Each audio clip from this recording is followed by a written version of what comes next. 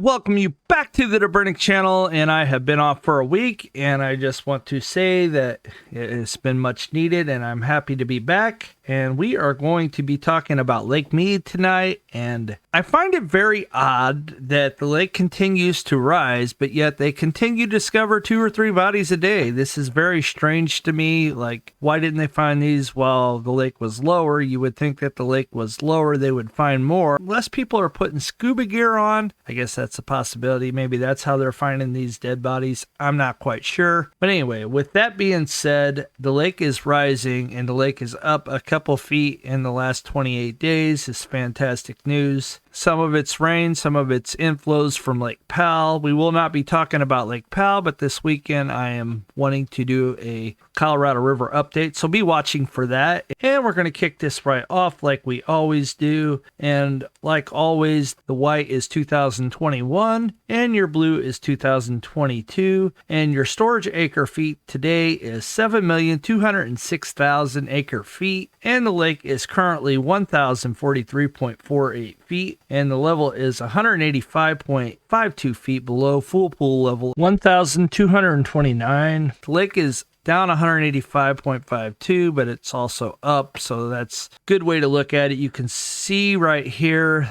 that the lake has come up right through here since about the beginning of August. It's continuing to rise, which normally if you look at last year's level, the bump doesn't really start happening until late December. So hey, there are little fluctuations. Like in October there was a little bump, but up here you can see that there was never this big of a bump where it comes up quite a bit. So this is a new thing for the lake. Now, I have some information on the tier 2, and I was very disappointed. I thought they would do a heck of a lot more. I'm not sure what everybody's feelings were towards that, but mine personally were very upsetting, and it kind of bummed me out, and I didn't want to make a video because of it. So in case you missed it by some chance and waiting for me to do it, here is the deal. Arizona will drop by 21%. California will see no cuts under this thing, who takes the majority of the water. Mexico, however, will lose 7% of the water from the river. The cuts are part of a tier 2 cuts that were expected as the drought continues. Nevada shares the Colorado River, drops 275,000 acre feet under the tier 2 cuts. The state used only 242,000 acre feet last year, so they're not losing a drop. They learned how to allocate their water appropriate. Because of the demands downstream, they hadn't had to release as much water, so the Bureau of Reclamation said, because of all the recent rains. So that's good news. Nevada will lose 8% of the Colorado's water. The Bureau of Reclamation has asked the states that use the Colorado water to formulate a plan to cut an additional 2 to 4 million acre feet, and nobody wants to. They got together, they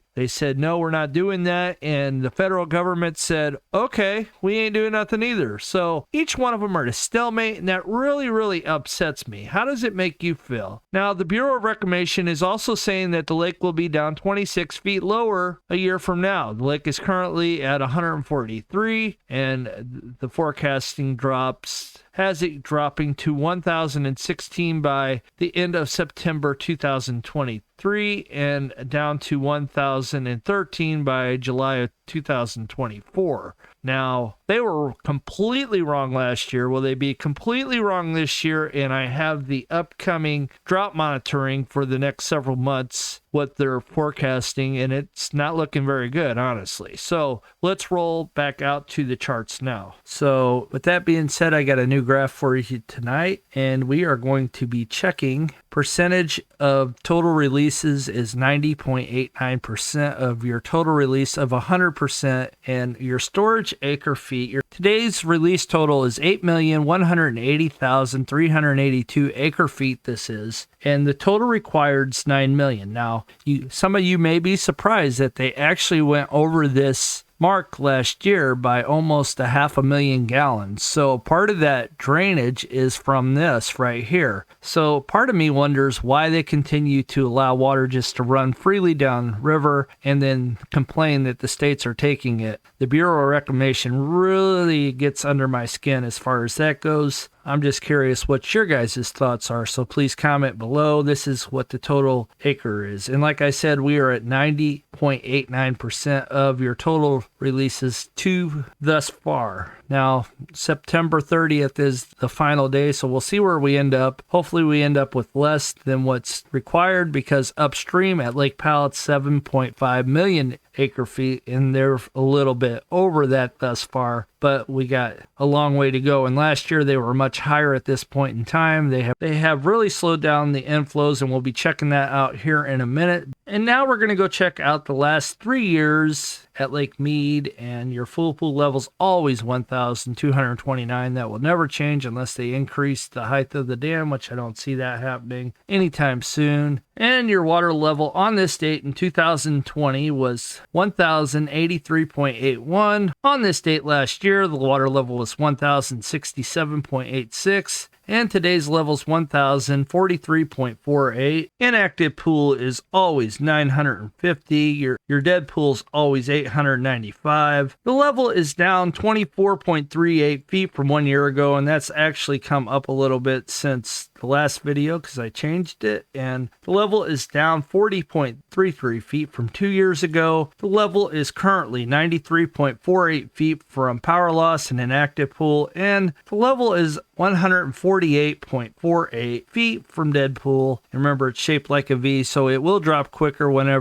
if it starts to drop again, it will drop fairly quickly. But it also will rise fairly quickly, as we have seen. Here's your inflows, your outflows. Your current inflows are 16,352 of them. Quite impressive. And your outflows are currently 6,830. Lake Mead is up 1.76 feet over the last 14 days. Fantastic news. Sunny there today. And we go check the water temperature at Lake Mead, and it's currently 82 degrees, down a few degrees from the last video. And Lake Mead's air temperature is currently 99 degrees. The sun angle is starting to become different. And we go check your winds are southwest at 4 to 16 miles per hour. And your percentage of capacity is 27.85% of capacity. High around 106. Low around 82. And the Lake Mead is up 0.19 feet in the last 24 hours. So that's over 2 inches in the last 24 hours. That's fantastic news. And that is all I have for that. Here we are at the Climate Prediction Center, and you can see that it is equal chances to be above. Not very good for California, and below up in the Midwest. Equal chances right along here, above down south. And you can see that this is equal chances. This is good. And then we go to the next month. October, November, December, supposed to be below. Equal chances up here, high here, below here in the Midwest. Texas again below. So they'll continue the drought. That is not a good situation either. It stays below up until April, May, and June. They say there's equal chances that the drought could end here, and it's supposed to be above average here in the Midwest. So we'll see what happens. Let's go check the drought monitoring system over on windy.com and see what's going on there. The soil moisture map has come up quite a bit.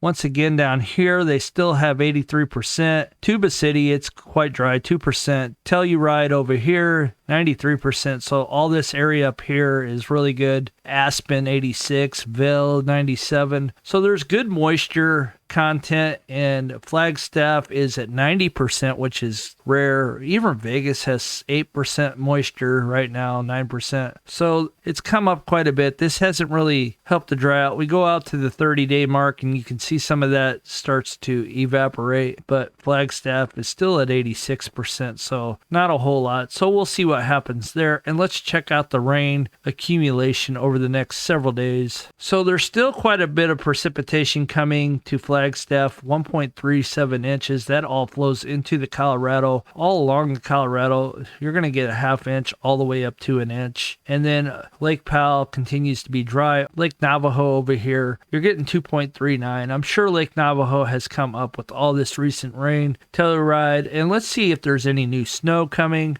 and they're actually starting to get snow. We're getting later in the season. Aspen, 7/10 of an inch. Not a whole lot of snow yet, but this is pretty early, and they're already talking about snow in Colorado, so that's fantastic. Even up here on the Green River, they're going to get a little bit of snow, and we didn't check the rain accumulation for 10 days up at the Green River, and a little bit as well. So, and if you think this is worthy of a like, please consider giving it a like. Please give it a thumbs up if you're still with me, and please consider subscribing if you haven't already. You guys have a blessed day, and this will definitely help the algorithm get the word out. God bless, and we'll see you on the next one.